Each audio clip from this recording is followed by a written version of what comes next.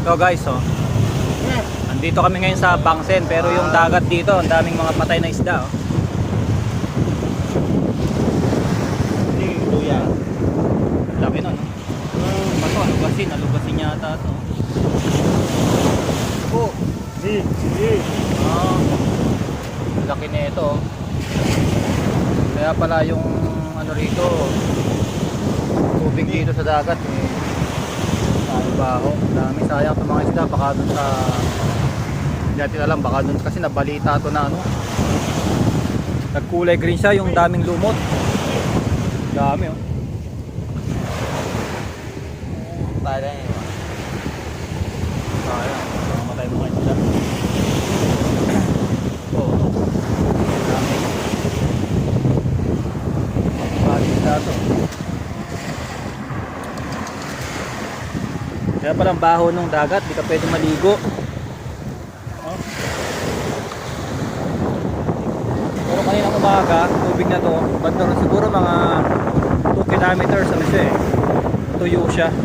Ngayong naggabi lang siya, ngayon lang siya nag high tide. So yung tubig umabot na hanggang ngayon hanggang dito malapit sa Pampang. Ang dami ah.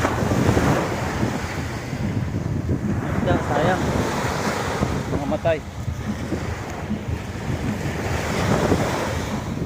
Dami, oh.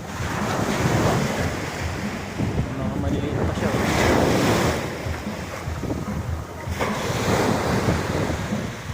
Hindi alam po bakit.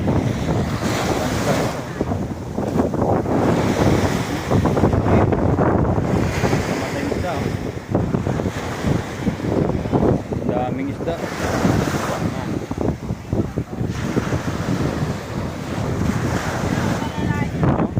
Ini ya. Ito. Wala na, patay na siya.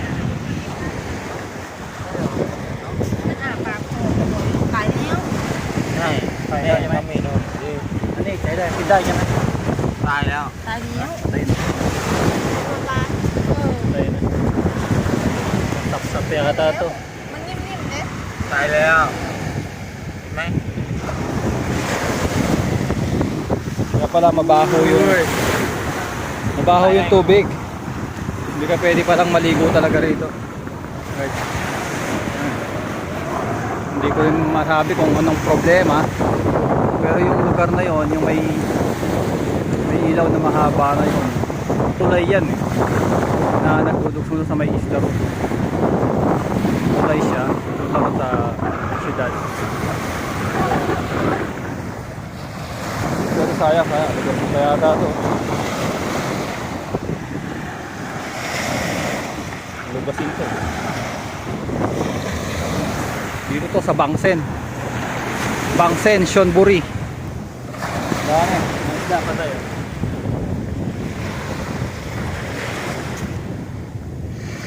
Laki niya.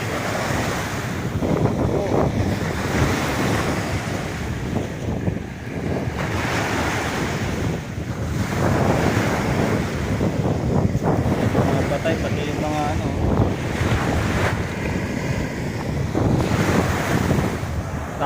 Tanging eksperto lang siguro yung makapagpapaliwanag nito kung bakit kaya hindi ko masabi kung sa init ng panahon, no.